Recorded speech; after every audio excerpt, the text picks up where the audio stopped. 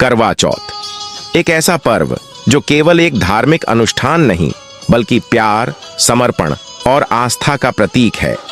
हिंदू धर्म में इसका अत्यधिक महत्व है। ऐसा कहा जाता है कि अगर सुहागिन महिलाएं यह व्रत रखती हैं तो उनके पति की उम्र लंबी होती है और उनके दाम्पत्य जीवन में खुशियां बनी रहती हैं। इस व्रत के दौरान महिलाएं भगवान गणेश, शिव, पार्वती, कार्तिक और करवा चौथ माता की पूजा करती हैं। पूजा के ये रूप देवताओं का आशीर्वाद प्राप्त करने के लिए किए जाते हैं ताकि उनके पति सुरक्षित और स्वस्थ रहें। करवा चौथ एक व्रत नहीं बल्कि हर सुहागिन के दिल की आवाज। करवा चौथ में चांद का विशेष महत्व है क्योंकि यह पर्व न केवल उनके रिश्ते में नई ऊर्जा भरता है बल्कि उस अनदेखे बंधन को भी मजबूत करता है जो जीवन भर उन्हें जोड़कर रखता है। यह पर्व विशेष रूप से पंजाब, उत्तर प्रदेश, हरियाणा, मध्य प्रदेश और राजस्थान में बड़े धूमधाम से मनाया जाता है, लेकिन अब यह पूरे देश में फैल चुका है और इसकी श्रद्धा हर दिल में गहराई से बसी है। नमस्कार, स्वागत है आपका आपके अपने चैनल देव भक्ति की शक्ति में। आज हम एक ऐसा वीडियो लेकर आए हैं जो आपकी आध्यात्मिक यात्रा को और भी रोचक और ज्ञानवर्धक बना देगा। यह वीडियो ऐसा है कि जिसे देखने के बाद आपके दाम्पत्य जीवन में होगा खुशियों का संचार। आज के वीडियो में आपको बताएंगे कि कैसे करवा चौथ का व्रत आपके दाम्पत्य जीवन में खुशियां ला सकता है और आपके रिश्ते को और मजबूत बना सकता है। वीडियो की शुरुआत करने से पहले हमारा आपसे एक विनम्र निवेदन है, अगर आपने अभी तक चैनल देव भक्ति की शक्ति को सब्सक्राइब नहीं किया तो अभी करें ताकि आप भविष्य में भी ऐसे ही भक्ति से भरपूर वीडियो को मिस न करें। साथ ही वीडियो को लाइक, शेयर और कमेंट करके अपनी बहुमूल्य प्रतिक्रिया जरूर दें। आइए बिना देर किए शुरू करते हैं आज का यह विशेष वीडियो। पुराने समय में इंद्रप्रस्थ शहर में दीनानाथ नाम का एक साहूकार रहता था। एक साहूकार की एक बेटी और 7 बेटे थे। पुत्री का नाम वीरा था। वीरा 7 भाइयों की अकेली बहन थी। सभी भाई अपनी बहन वीरा को बहुत प्यार करते थे और उसे खुश करने की कोशिश में लगे रहते थे। एक दिन वीरा ने कहा, मुझे अमरूद खाने का बहुत मन है, मेरे लिए अमरूद कौन लाएगा? ये सुनते ही वीरा के 7 भाई दौड़कर अमरूद की खोज में निकल गए और एक एक करके वीरा के पास अमरूदों का ढेर लग गया। वीरा बोली, अरे इतने सारे अमरूद, मुझे तो बस एक अमरूद खाना था, आप 7 भाई मिलकर मेरे लिए इतना कुछ ले आए। तभी भाइयों ने कहा, तेरे चेहरे पर मुस्कान लाने के लिए हम कुछ भी कर सकते हैं, परंतु हम तेरा मुरझाया हुआ चेहरा नहीं देख सकते। इसी तरह सभी भाई बचपन से ही वीरा का बहुत ध्यान रखते थे। जब वीरा बड़ी हुई तब उसके पिता ने उसकी शादी सुदर्शन नाम के एक ब्राह्मण से कर दी। विवाह के बाद वीरा खुशी खुशी अपने ससुराल में रहने लगी। कार्तिक मास की कृष्ण पक्ष की चतुर्थी को करवा चौथ का व्रत आया। शादी के बाद यह उसका पहला करवा चौथ था और वह इस व्रत को अपने मायके में रखने आई थी। वीरा की भाभियों ने उसे बताया, यह तुम्हारा पहला करवा चौथ है तो इसके कुछ नियम होते हैं। इस व्रत के दौरान चाकू चलाना, सिलाई, कढ़ाई और बुनाई करना वर्जित है, इस बात का ध्यान रखना। लेकिन वीरा ने सोचा, मायके में रहकर ही तो समय मिला है, ससुराल में तो समय ही नहीं मिलता, मैं तो अपना काम करने जा रही हूं।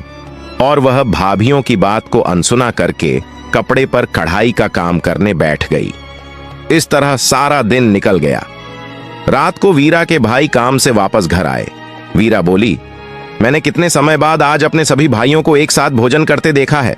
तभी भाइयों ने कहा, तो फिर सोच क्या रही है, तू भी हमारे साथ खाना खा ले।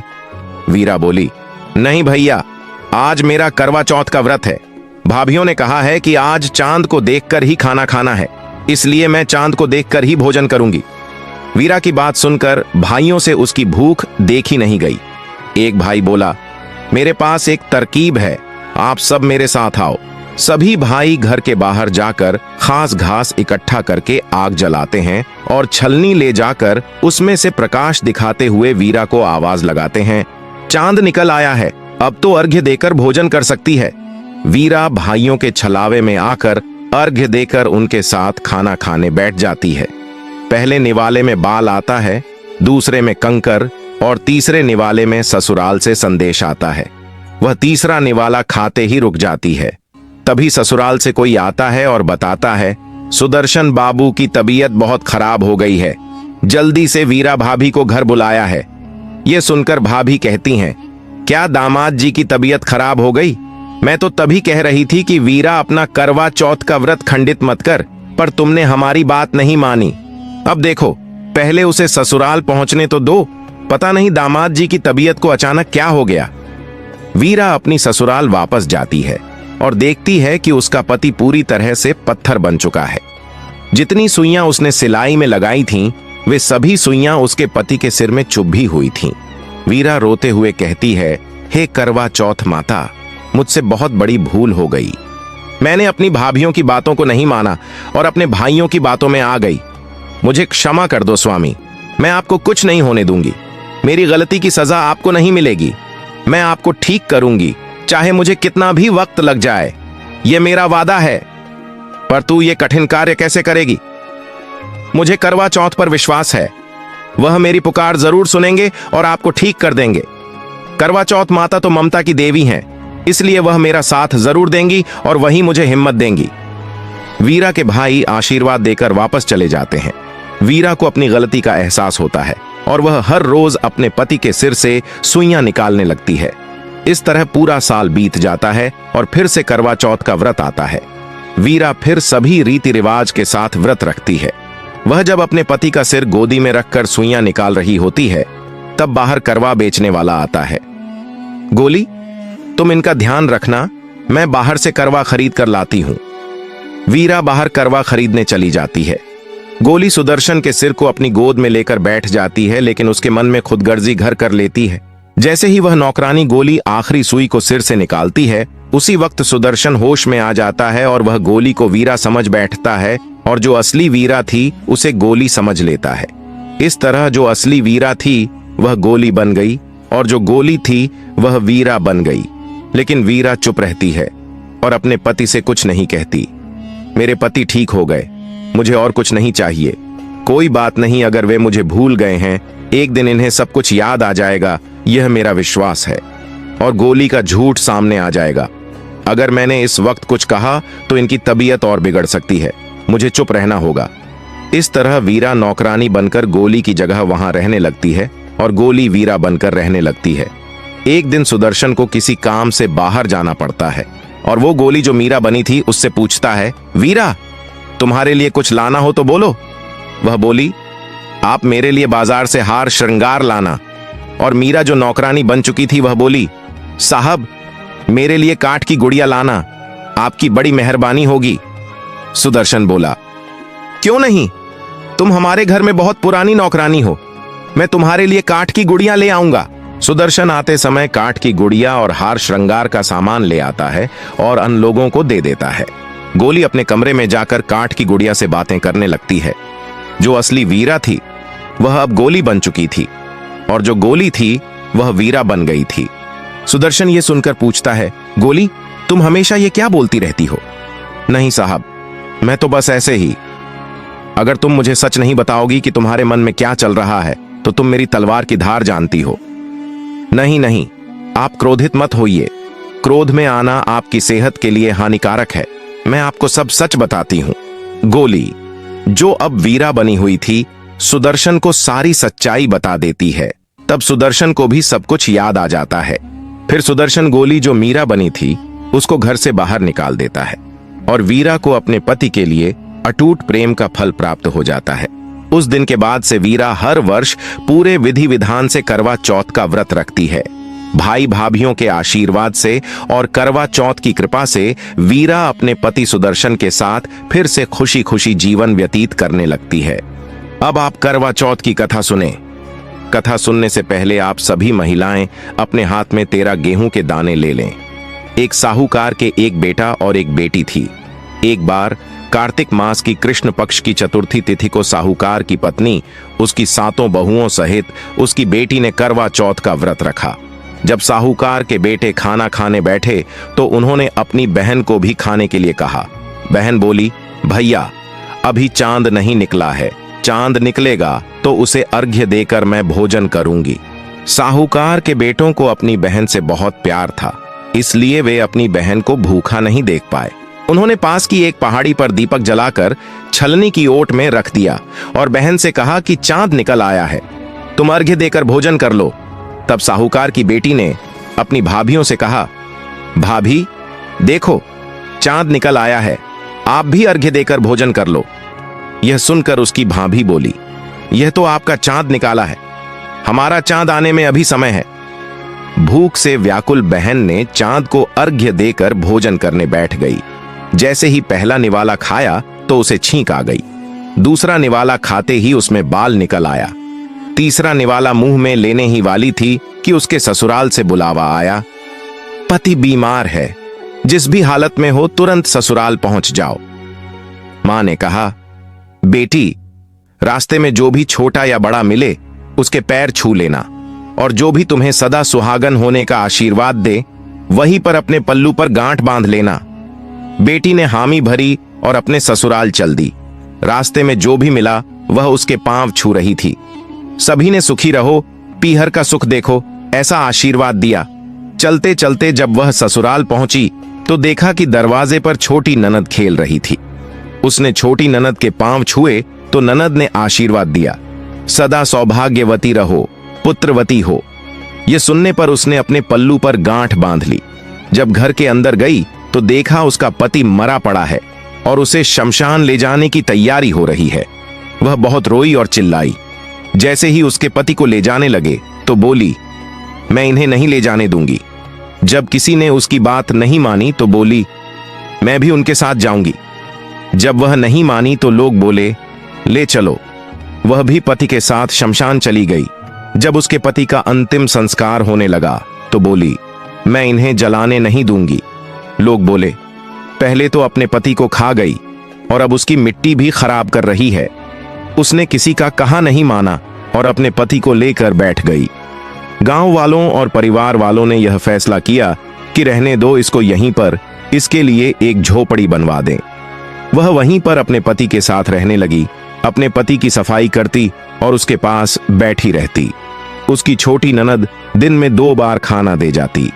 वह हर चौथ का व्रत करती और चांद को अर्घ्य देती।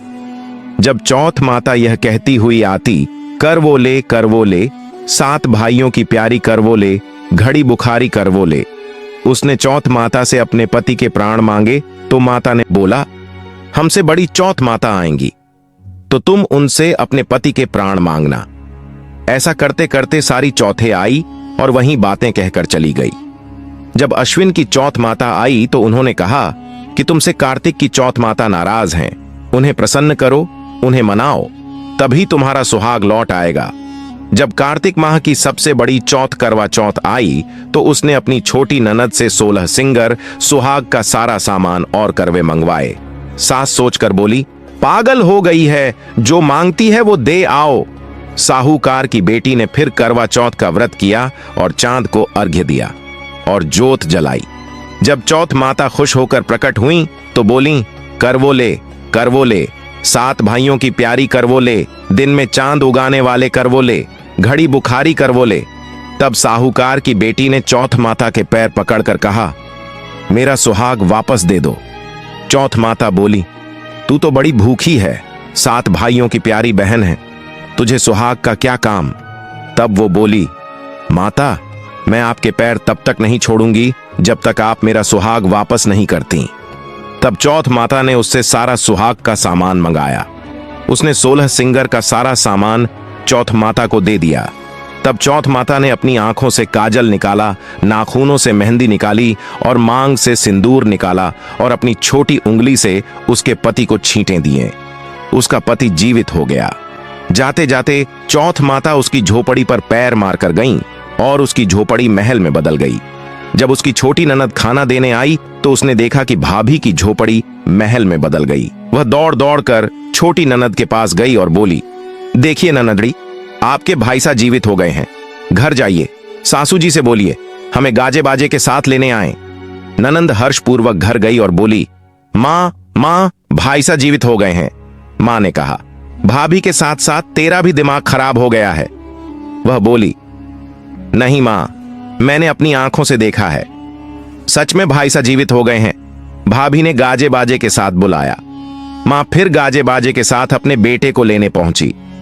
बेटे को जीवित देखकर मां भावुक हो गईं। बहू ने कहा, देखिए मां, आपका बेटा जीवित हो गया है। मैंने तो साल भर पहले ही खो दिया था। यह तो तेरी पूजा के प्रताप से वापस आया है। हे चौथ माता, जैसे आपने साहूकार की बेटी के साथ पहले किया, वैसे किसी के साथ मत करना। और बाद में जैसे उसे सुहाग का जीवन दिया, वैसे ही सभी को दीर्घायु का वरदान देना और अपनी कृपा ऐसे ही बनाए रखना। जय चौथ माता की। अब जानते हैं करवा चौथ की पूजा विधि। सबसे पहले एक चौकी रखें और उस पर लाल रंग का कपड़ा बिछाएं। इसके ऊपर करवा माता का केंद्र रखें। चौकी के सीधे हाथ की तरफ थोड़ी चावल रखें और उस पर करवा रखें। करवे में जल भरकर उसे ढक्कन से ढकें और उसके ऊपर थोड़ी चीनी रखें। करवे के ऊपर घी का दीपक प्रज्वलित करें। फिर करवा माता का तिलक करें और करवे पर भी तिलक करें।